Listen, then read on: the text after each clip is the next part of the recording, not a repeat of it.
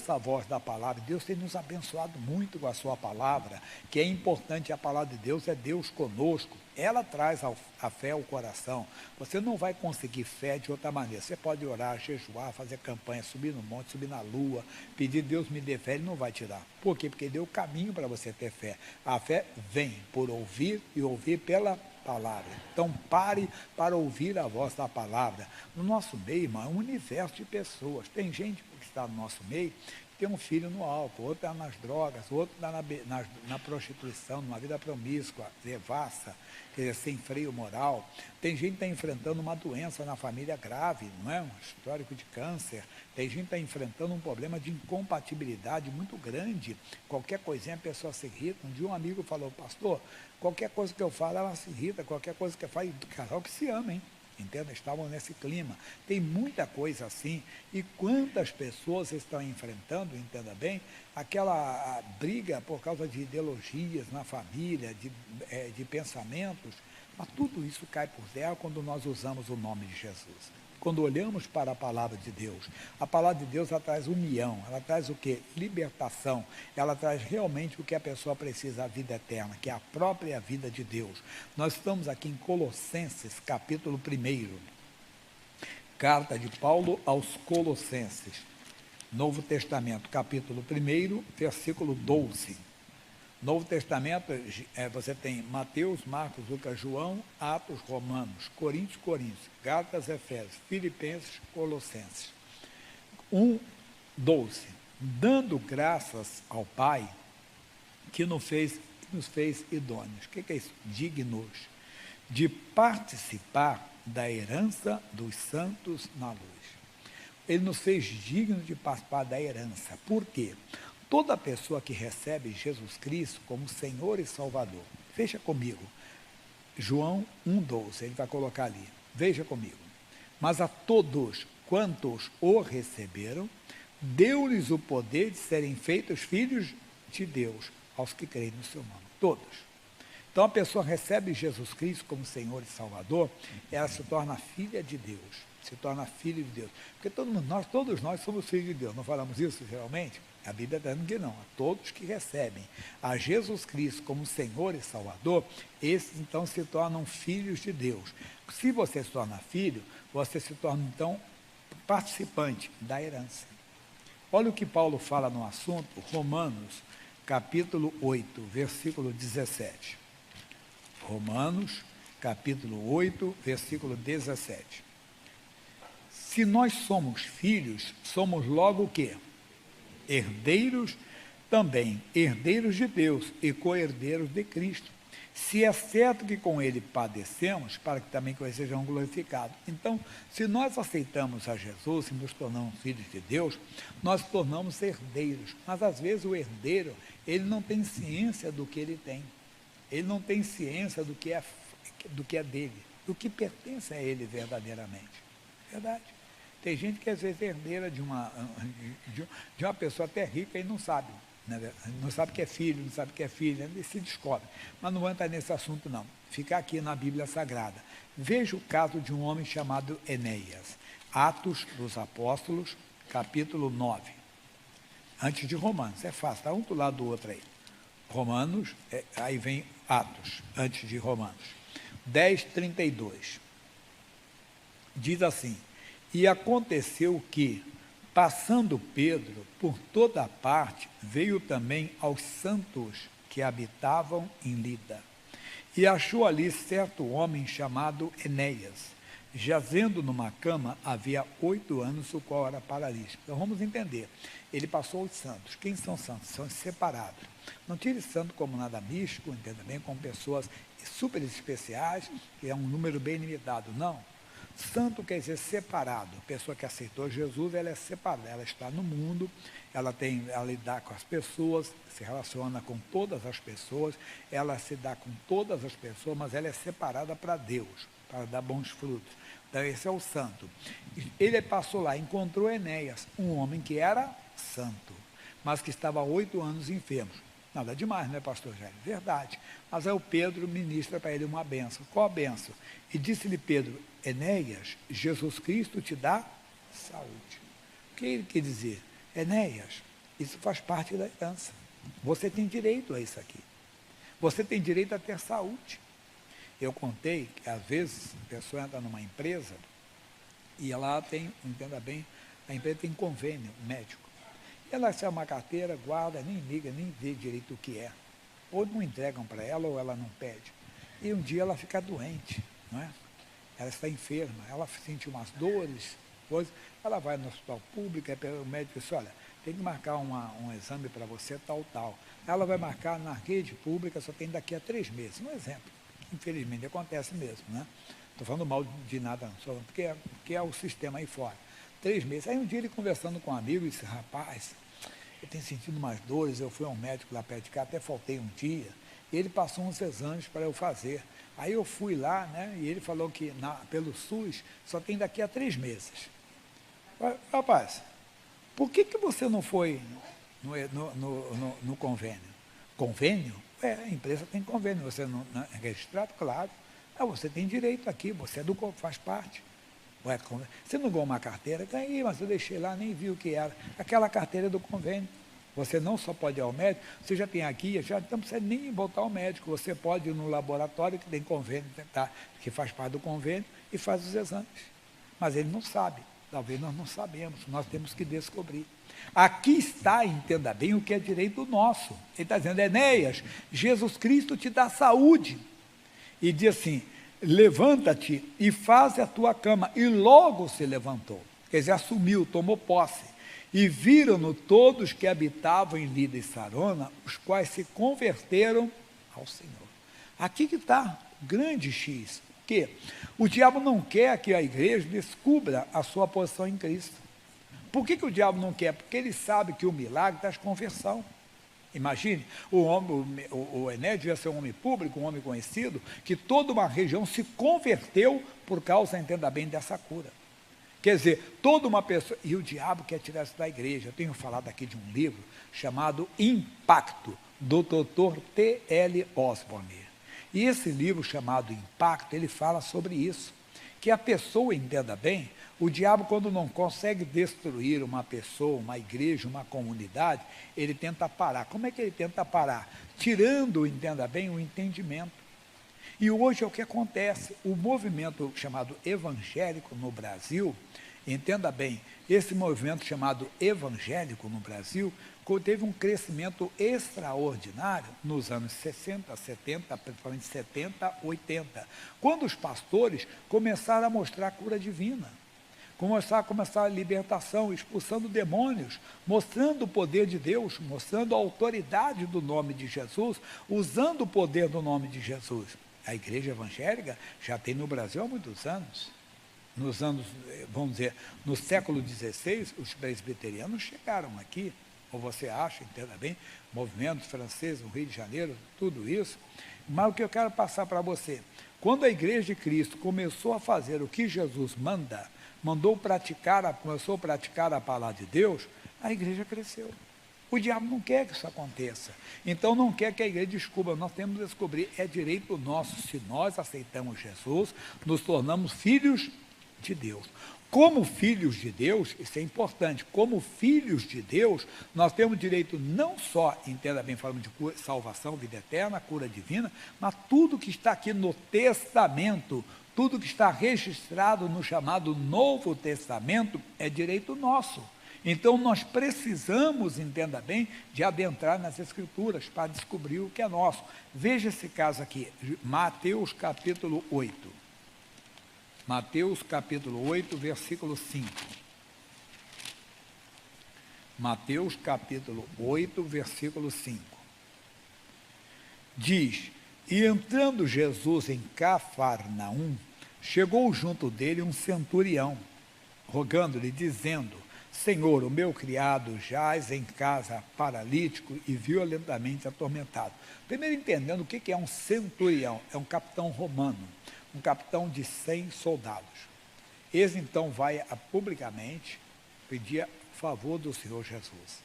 Não foi ali pelo pai, já tenho explicado, pelo filho, por um irmão, não. Foi ali simplesmente por causa, entenda bem, do seu criado.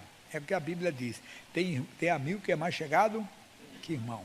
E ele então devia ser um criado mais amigo. Às vezes tem isso. A pessoa é dona da empresa, mas um colaborador desse se torna um amigo, não é verdade? E às vezes um amigo bem chegado. E era um amigo bem chegado. Tanto que ele foi se expor, que ele poderia ser denunciado a Roma. Olha, um oficial romano está pedindo ajuda a um homem daquela região. Ele foi. Aí ele se abriu com Jesus. Ele está violentamente atormentado. Jesus lhe disse: eu irei e lhe darei saúde. E o centurião respondendo disse: não sou digno, Senhor, de que entres debaixo do meu telhado, mas diz somente uma palavra e o meu criado sarará. Pois também eu sou homem sob autoridade, estou debaixo da autoridade de Roma. Quer dizer, Jesus também estava debaixo da autoridade do Pai. E tenho soldado às minhas ordens. E digo a este: vai, e ele vai. E ao meu criado: vem, e ele vem. E ao outro: vem, e ele vem. E ao meu criado: faça isto, ele o faz. Ele está dizendo o quê? Que Jesus tinha soldados criados às suas ordens. Ele não está falando do Pedro. Ele não estava falando, entenda bem, do João, do Bartolomeu, do Mateus, não. De quem ele está falando? Lá no Salmo 103, versículo 20, Davi disse assim, Salmo 103, 20, bendizei ao Senhor anjos seus, magníficos em poder, que cumpris as suas ordens, obedecendo a voz da sua palavra. Os anjos de Deus ouvem a voz da palavra de Deus. Quer dizer, Jesus não tem que dar ordem, só ele falar, entenda bem, os anjos já obedecem. Quando nós falamos a palavra de Deus em nome de Jesus, os anjos de Deus obedecem. Nós não temos que dar ordem a anjo, não. Isso é heresia. Anjo de Deus, faça isso. Anjo de Deus, faça aquilo. Não, nós agimos sobre a palavra. Nós agimos, a palavra é a nossa autoridade, estamos com ela. Quando eu dou voz à palavra de Deus, os anjos de Deus entram em ação. Olha a reação de Jesus. E maravilhou-se Jesus também disso, e disse aos que o seguiam: em verdade vos digo, que nem mesmo em Israel encontrei tanta fé. A palavra fé também é entendimento. Ele teve um entendimento de como as coisas espirituais funcionavam. Jesus era uma autoridade, que a palavra dele seria atendida no mundo espiritual pelos anjos. A nossa palavra também é atendida quando falamos em nome de Jesus, de acordo com a palavra. Mas tem mais, o que eu quero falar está agora que chegou a nossa mensagem. Mas eu vos digo que muitos virão do Ocidente, do Oriente e do Ocidente, e assentar-se-ão à mesa com Abraão, Isaque e Jacó no reino dos céus. E os filhos do reino serão lançados nas trevas exteriores. Ali haverá pranto e ranger de dentes. E essa mensagem aqui não é apenas uma coisa escatológica, que é do futuro, não. É hoje. É agora. Porque tem gente chegando, e tem filho que está há muito tempo, e está arranjando dente, eu não entendo. Eu estou 10 anos na igreja, eu estou 20 anos na igreja, eu estou 30 anos, 40 anos. Esse cara chegou agora, essa mulher chegou agora. Não é verdade? Por quê? Mas abriu os olhos para o entendimento, descobriu a sua posição, teve fé, tomou posse da bênção. Filho de Deus, descubra, você pode mandar a bênção para a sua casa. Mande apenas uma palavra, comece a declarar, pare de concordar com o diabo, e comece a declarar, minha irmã, que o seu marido é do Senhor Jesus, mas ele usa drogas, pastor Jaime, mas você tem aprendido conosco, vai cercando ele com fé, está amaldiçoado desse vício, ele é de Jesus. É um direito seu. Crê no Senhor Jesus Cristo, serás salvo tu e a tua casa. O missionário R.R. Soares diz que quando você aceita Jesus, o manto da salvação cobre a sua casa. Quer dizer, cobriu a sua casa. É isso que temos que fazer. Então, cercar com fé a nossa família, cercar com autoridade a nossa família, e vai funcionar. Mas nós temos que exercer os nossos direitos, nós temos que exercer a nossa posição, nós somos herdeiros, é direito legal nosso. Enéas era homem de Deus, mas estava lá doente, a cura dele trouxe salvação. Você não desperta e você não entende, a família parece que não tem prazer de procurar Cristo, que não está vendo, e nós temos que mostrar Cristo. Ah, pastor, mas é só cura. Não, a cura, quando eu vim para a igreja, sempre falo, eu vim para ser curado. Mas aí eu aprendi que Deus libertava, salvava, tinha perdão para os meus pecados, tinha a vida eterna, tinha tudo isso, mas eu fui procurar a cura. Aquelas pessoas entenderam que a cura de Enéas foi uma coisa milagrosa. Todos conheciam Enéas, ele devia ser um homem público. Toda uma região se converteu com a cura de Enéas. Irmão, acorda. Nós temos que insistir, permanecer na palavra de Deus. Ele não era de Israel, mas veio e recebeu a bênção. E muita gente está chegando. E glória a Deus, nós não sabemos o final desse homem, que a Bíblia não fala, mas certamente levou aquilo como testemunho.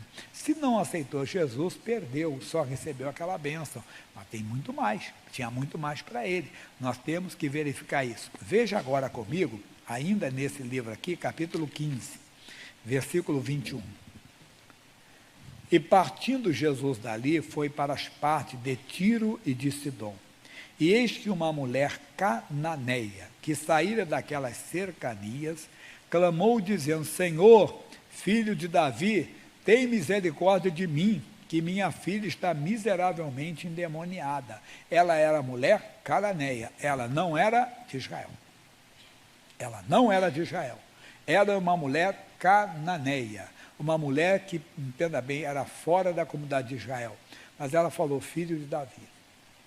O que ela quis dizer? Mostrou que tinha conhecimento, já tinha ouvido falar dele. Ela pelo menos tinha ouvido falar dele. Bonito isso aqui. Tem misericórdia de mim. Ela não falou: tem misericórdia da minha filha. Ela sofria, é verdade. Um filho endemoniado, às vezes afronta o pai, agride, não é verdade? E que se não faz nada disso, só ele sofrer, nós sofremos também. Quem é que não sofre com o sofrimento do filho? Ele na bebida, ele nas drogas, na prostituição, ou doente, não é verdade? Enfermo. Eu estava vendo uma senhora, já é uma bem senhorinha, e o filho dela já é madurinho, tem mais de 50 anos, é especial. Falei: rapaz, quando essa senhora for embora, quem vai cuidar daquele moço? Acaba indo para um sanatório, entenda, para um hospital, entenda, algum lugar. Nós temos que cercar com fé, orar, buscar de Deus, porque Deus opera milagres, Deus faz maravilhas. Deus traz a mente da pessoa de volta, pode ter certeza disso. Mas assunto para depois, vamos ficar aqui então. Então ela sofria. Aí Jesus não respondeu não, mas ele não lhe respondeu palavra. E os seus discípulos, chegando até o pé dele, rogaram-lhe, dizendo: despede aqui, vem gritando atrás de nós. E ele respondendo disse: eu não fui enviado, senão as ovelhas perdidas da casa de Israel. Então chegou ela e adorou, dizendo: Senhor, socorre-me. Ele, porém, respondendo, disse: não é bom pegar o pão dos filhos e deitá-los aos cachorrinhos. Não vamos entrar nessa polêmica agora. Por que ele falou isso? Aí alguns dizem, é uma interpretação histórica, quer dizer, era um costume entre eles, porque os judeus só adoravam um Deus e os outros adoravam vários deuses. Mas não vou entrar nesse mérito, aí eu comento na frente. Diz assim: e ela disse: sim, Senhor, mas também os cachorrinhos comem das migalhas que caem da mesa dos seus senhores. Ele então respondeu Jesus e disse: ó mulher, grande é a tua fé. Lembra do centurião? Que também não era de Israel. Jesus falou: nem em Israel encontrei tanta fé. Grande é a tua fé, seja isso feito para contigo como tu desejas. E desde aquela hora a sua filha ficou sã. Mas amigo, tem muita gente só comendo migalha. De vez em quando precisa de uma bênção, vem, até recebe a bênção. Mas Jesus quer que você sente na mesa, você não quer você como um cachorrinho, ele quer você como filho. Por isso ele diz: a todos quantos o receberam, deu-lhes o poder de serem feitos filhos de Deus. Receba Jesus Cristo como Senhor e Salvador. Creia no seu coração que Jesus morreu pelos seus pecados. Creia no seu coração que Jesus ressuscitou dentre os mortos. E peça para Ele: me salve, Ele vai te salvar. Você vai ser filho legal, legítimo. Você vai entrar realmente como filho de Deus. E como filho de Deus, você vai ter direito, você vai ser digno. Vamos lá onde nós começamos, quem lembra, pessoal? Colossenses 1:12. E diz assim, ele disse: dando graças ao Pai, obrigado, Pai, que nos fez dignos, idôneos, dignos, para participar da herança dos santos na luz, na revelação da palavra. Quer dizer, busque a luz, busque a revelação da palavra, que ali tem tudo. Tem cura para o corpo, tem salvação para a sua família, tem autoridade no mundo espiritual. Você não tem que temer diante de uma entidade maligna. Você pode dizer: saia em nome de Jesus, vai embora. Isso é os sinais, seguirão os que crerem, não é a pastores não, aos que crerem. Qualquer pessoa que crê pode e deve fazer isso. É direito nosso. A canção que aqueles cantavam: é direito meu, é direito seu, no canto Fernandes Lima, né? Então tome posse da bênção, tem que tomar posse. E o bonito, pessoal, 13 agora. Ele nos tirou da potestade das trevas, do poder do diabo, do império das trevas, do reino das trevas, e nos transportou para o reino do Filho do seu amor, voltando à mensagem da semana passada. O quê? Que nós aprendemos que quando entramos na família de Deus, não entramos como escravos. Falei até do filme, lembra que eu falei do filme Policarpo, o bispo de Esmirna, que ele foi no mercado de escravos e comprou uma mocinha, uma menina, né? E levou para casa. A menina, coitadinha, toda assustada, chegou em casa, eles tiraram a corrente dela e disse: seja bem-vinda à nossa família, não como escrava, mas como um membro da nossa família. E eu falei: esse é o amor de Deus. Ele nos transportou do império das trevas, onde éramos escravos. Ou você acha que a pessoa toma pinga porque ela quer?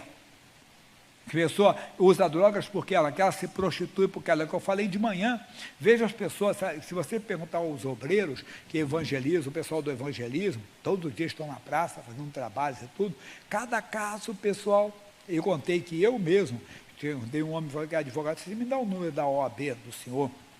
Ele me deu, eu pedi o nome dele, completo, ele deu o nome dele. Eu pesquisei, o homem é advogado, está na rua, entenda? O outro eu falei, era engenheiro químico, dormia aqui. Chegou até uma vez, rebou um tiro, não é que ele era bandido, não, o pessoal trocando tiro lá, a bala perdida pegou nele. Hoje ele voltou para casa e tudo, mas viveu na rua, engenheiro químico. Mais do que isso, a família dele tinha uma empresa de fertilizantes. Até com aviãozinho, aqueles aviãozinhos que passam na lavoura, jogando. Quer dizer, mas vivia não. Mas por que ele quer? Não, porque ele escolheu essa vida. Não, porque ele era escravo. Mas a Bíblia diz: se o Filho vos libertar, verdadeiramente sereis livres. O homem do adultério é porque ele se acha o bonitão da parada, que ele é sem vergonha, é safado, pastor Jair. Não, há um demônio que escraviza a vida dele. A hora que ele for livre, ele vai ver que é lindo ser marido de uma só mulher, e ela vê que é lindo ser mulher de um só homem. É o que a Bíblia faz. Então, na família de Deus, não somos recebidos como escravos, somos recebidos como filhos. Mas tem mais. Em quem temos a redenção pelo seu sangue, a saber, a remissão dos pecados, o qual, olha aqui, é a imagem de Deus, invisível, o primogênito de toda a criação. Primogênito é primeiro, entenda, é o único para salvar. Deus enviou o seu Filho unigênito, não tinha outro no céu. E Deus não teve filho com uma mulher, que nem Zeus da mitologia, né? Grega lá, que tem filho com várias mulheres, tem Hércules, tem não sei mais o quê. Chega a ser até cômico e tudo, quando você conhece um pouquinho da palavra de Deus e olhar em essas coisas. Mas você sabe que isso não existe, nunca existiu de maneira alguma. É a invenção do homem. Mas Jesus não é uma invenção do homem. É seu filho unigênito, mas ele não teve filho com uma mulher. Entenda, nem era um garotinho que ele criou, entenda. Não, no princípio era o verbo estava com Deus, o verbo era Deus. O verbo se fez, Jesus é a palavra de Deus, o Filho de Deus é a sua palavra. A palavra se fez carne, entrou no ventre da Virgem Maria, entenda bem, e aí ele teve que nascer de mulher. Por quê? Porque esse mundo foi entregue aos homens. Ele tinha que entrar pela porta, ele não podia chegar aqui como Deus. Aonde que ele veio? De onde ele é? Não, ele nasceu de Maria. Mas foi gerado por obra e graça do Espírito Santo. Quando ele foi à cruz do Calvário, ele foi como homem, por isso ele sentiu dor, entende? Ele sentiu a dor. E aí, quando o seu corpo ali, o seu espírito deixou o seu corpo, ele foi às profundezas do inferno, venceu o inferno, a morte por mim e para você. Para quê? Então, para o Filho de Deus se fez filho do homem, morreu como filho do homem, para que todo aquele que nele crê se torne filho de Deus. Eu gosto desse jogo de palavras assim: o Filho de Deus se fez filho do homem, para que o Filho do homem, nós, nos tornássemos filhos de Deus. É isso, meu irmão. Você é recebido na família de Deus. Aí, voltando ao 12, ele fez você digno. Dê graças ao Pai por isso. Graças te dou, ó Pai. Ele disse, dando graças ao Pai, que nos fez em dom dignos de participar da herança dos santos na luz, na revelação da palavra. Enéas, Jesus Cristo te dá saúde, mulher. Eu não vou tirar o pão dos filhos, que é a cura da sua filha, e lançá-lo aos cachorrinhos. Mas, Senhor, eu vou então comer como uma cachorrinha, mas eu quero essa bênção. Mas a mensagem aqui não é cachorrinho ou não cachorrinho. É para dizer que a cura dos filhos, entenda bem, é direito dos salvos. Então a libertação dos nossos filhos é direito nosso, era filha dela, entenda? Ela deve ter misericórdia de mim, somos nossos filhos, nossos cônjuges, entende? Quem for da família que será alcançado. Meu irmão, vale.